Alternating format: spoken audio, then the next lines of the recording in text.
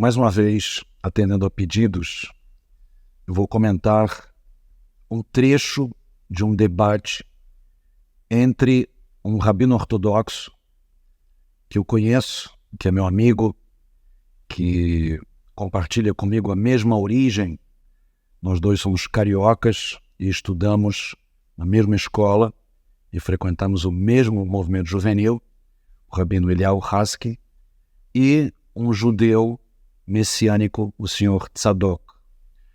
Um longo debate que vale a pena ser assistido, em que o rabino Haski se sai muito bem. E vamos ver um trecho, entre tantos que me deu vontade de comentar, mas escolhi um que tem a ver com a Parashá dessa semana, a porção semanal de Shoftim, de Juízes. Vamos ouvir o trecho. É claro que o cristianismo, e aí eu concordo com o irmão Eliyahu, muita gente me pergunta às vezes assim, por que judeu não aceita Jesus? Eu falo assim, por conta do cristianismo. Porque fato é que criou-se um sistema religioso, com Constantino eu concordo, criou-se um sistema pagão, adoração à Virgem Maria, aos santos, criou-se um sistema extremamente pagão e lucrativo, que de fato deturpou as suas palavras. E o Avraham Feld, esse rabino ortodoxo, ele até fala isso, né? De um sistema criado, mas que e cometeu perversidades, ok? De fato cometeu perversidades. Agora, tudo está no controle do Eterno. Existem coisas que são mistérios, né? Realmente. Quanto à genealogia, nós cremos que, e isso está até nesse livro que eu te presenteei, a genealogia de Mateus e de Lucas, elas são diferentes. São diferentes, sim. Só que a genealogia de Mateus é a genealogia paterna e a genealogia de Lucas é a genealogia materna. Mateus paterna e a de Lucas materna. E aí vem aquela pergunta muito boa. Poxa, mas por que colocar uma genealogia paterna se, de acordo com o Novo Testamento, ela era virgem e engravidou? Engravidou. E a profecia fala que o Messias tem que vir da semente de Davi, ok? Da semente de Davi. Muito bem. Excelente pergunta que o Sr. Tzadok faz, né? E que, na minha opinião, responde muito mal. Na tradição judaica, se costuma dizer que a gente deve responder primeiro o que foi dito primeiro e depois o que foi dito depois. Mas eu vou me permitir inverter essa ordem para auxiliar o meu raciocínio, o meu comentário com relação a esse trecho. Então, vou começar pelo fim.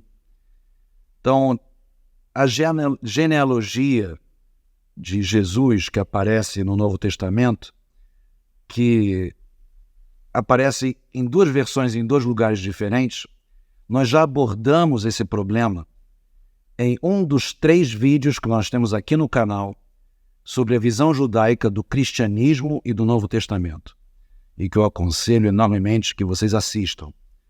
E lá a gente detalha não só essa questão, mas várias outras contradições e problemas da visão judaica sobre o cristianismo como religião e como ideologia. Agora falemos da primeira parte, que é uma pergunta genérica e que aqueles 3 vídeos respondem. O Sr. Tzadok pergunta, né, ele traz, as pessoas sempre perguntam, afinal, por que os judeus não aceitam Jesus? Então,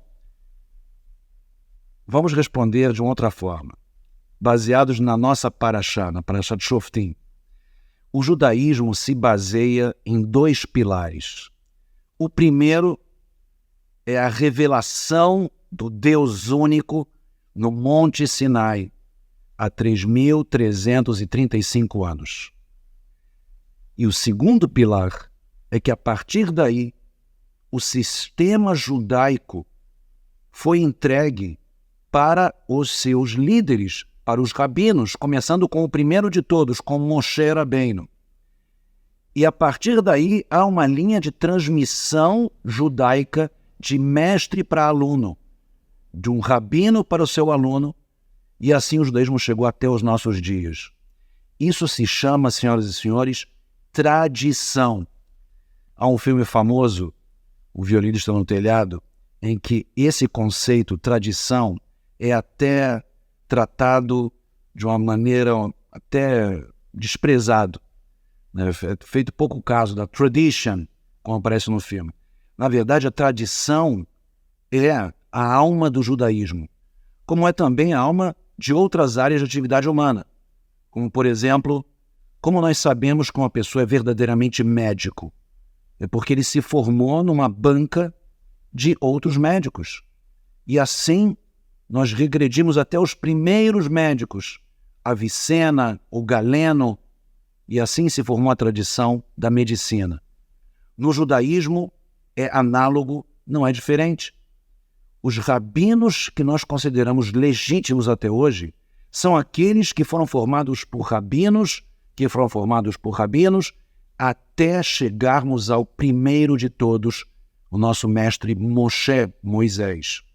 E isso aparece na Torá, na nossa paraxá, na paraxá dessa semana Shoftim, no seguinte trecho: quando alguma lei te for desconhecida em juízo, se um sangue for puro ou impuro, se uma causa for justa ou injusta, se uma chaga for pura ou impura, ou se surgirem causas que provoquem divergências de opiniões em tuas cidades, levantar-te-ás e subirás ao lugar que escolher o Eterno teu Deus, e virás aos sacerdotes levitas e ao juiz que houver naqueles dias, e indagarás e te anunciarão a sentença do juízo, e farás conforme o mandado da palavra que te anunciarem do lugar que escolher o Eterno, e cuidarás de fazer de acordo com tudo o que te ensinarem, conforme o mandado da lei que te ensinarem e conforme o juízo que te disserem farás.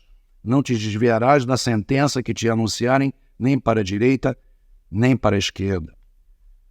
Pessoal, aqui está a legitimidade da Torá para o judaísmo vivo, que é a Torá oral, que foi escrita pelos nossos sábios, pelos rabinos de todas as gerações.